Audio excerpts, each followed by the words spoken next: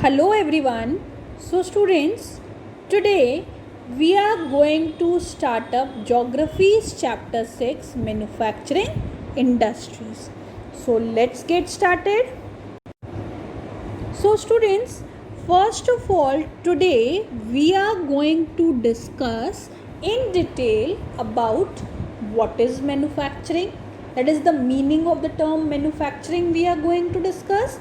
Then we are going to discuss in detail about the need or importance of manufacturing and what are the different factors which are responsible for a location of a industry. So let's start up with manufacturing first. In this slide you are going to see the meaning of the term manufacturing. So what is manufacturing? That is production of goods in large quantities. Manufacturing क्या होता है? It is production of goods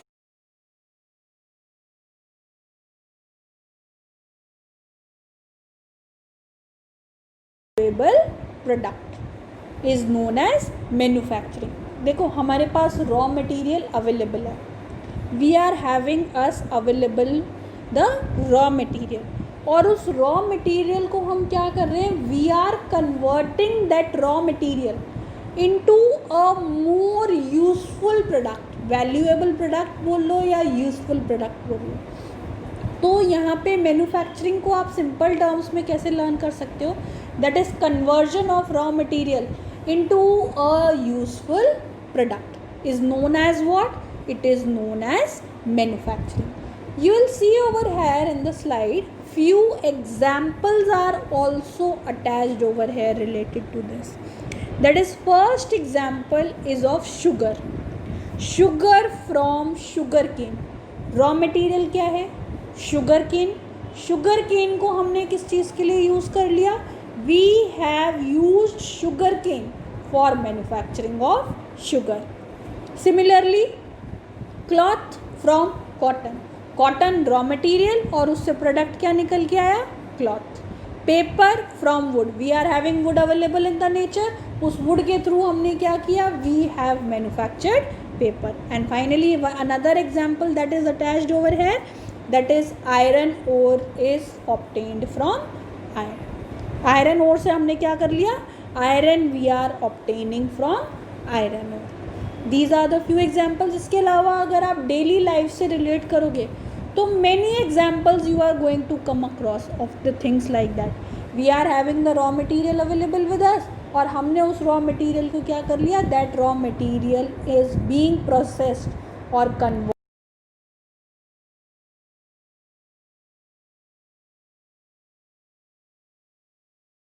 Now why do we need this manufacturing or what is the importance of manufacturing? Actually manufacturing क्या है?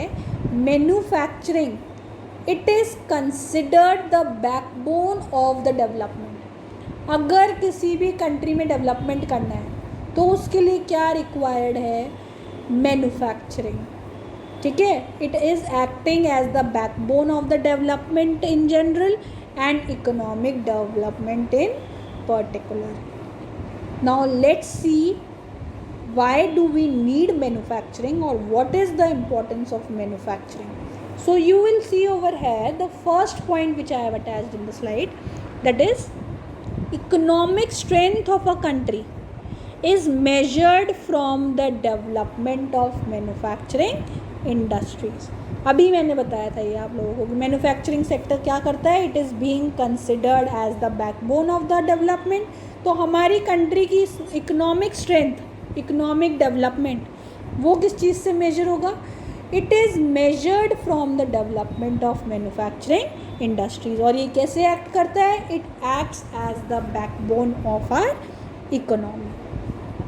Second point after this, that is manufacturing क्या करता है? It reduces the dependence of people on agriculture. इसको simple terms में ऐसे देख लो, India is a agricultural country. You know that.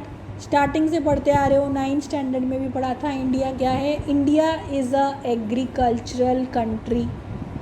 ठीक है. It is agricultural country, that is more than half of our country's population. It is dependent upon what? It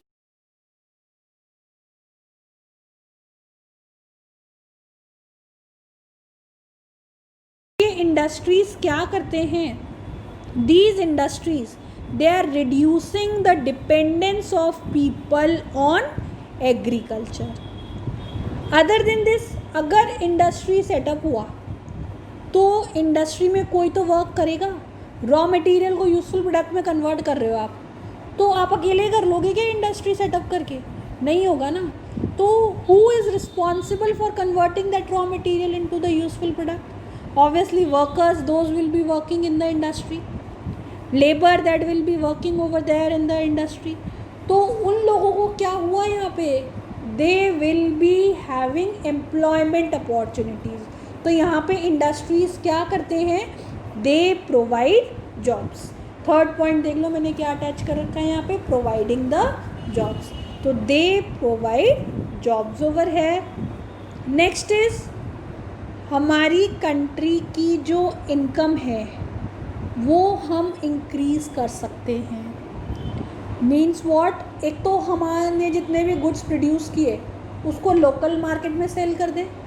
local market में cell करने के साथ साथ में हम क्या कर सकते हैं? Even we can export those manufactured goods. यहाँ के लोकल मार्केट में भी सेल कर लिए और जो सरप्लस बचा उस सरप्लस को क्या कर सकते हैं? That can be sold off to other countries. या फिर प्रोडक्शन करी किस पर्पज से ले? For exporting that. तो export of manufactured goods.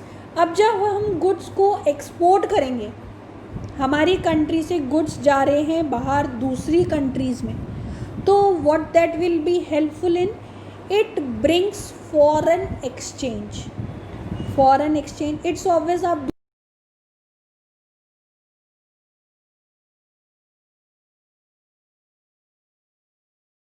the much needed foreign exchange for our country.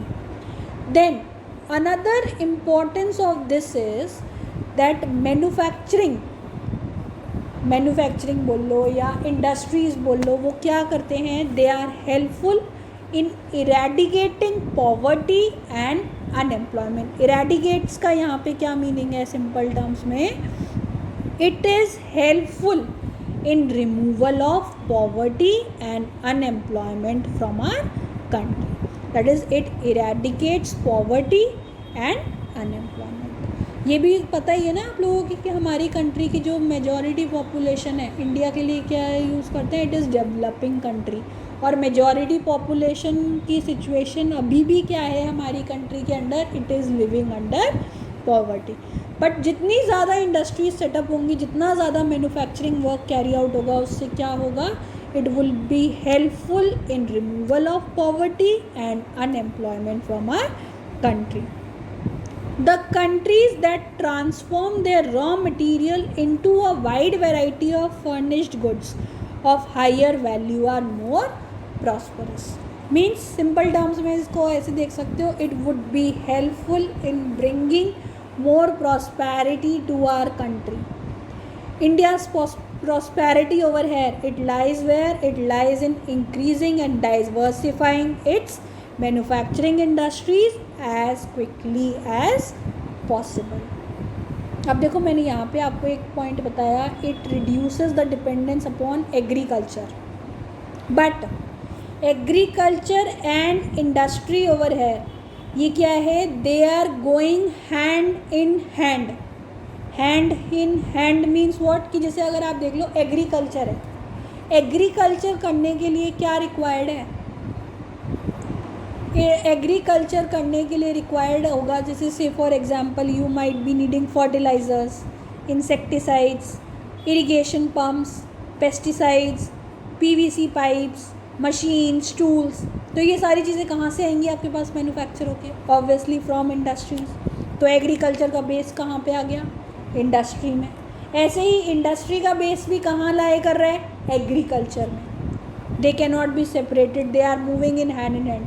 अब इंडस्ट्री का बेस एग्रीकल्चर में कैसे लाए कर रहे हैं? इंडस्ट्री में हम क्या कर रहे हैं? We are converting the raw material into useful product. वो रॉ मटेरियल हमारे पास कहाँ से आएगा? With the help of agriculture only. अभी मैंने आप लोगों को इस स्लाइड में इतने सारे एग्जाम्पल्स दिखाए. शुगर केन से शुगर बन रहा है, कॉटन से क्लॉथ बन रहा है, वुड से पेपर बन रहा है. तो ये सारी चीज़ें हमें कहाँ से मिल रही हैं? We are getting these things from nature and obviously through the help of agriculture only. तो ये क्या हो गया? इंडस्ट्री के लिए क्या बेसिस है? एग्रीकल्चर. और एग्रीकल्चर के लिए क्या बेसिस है?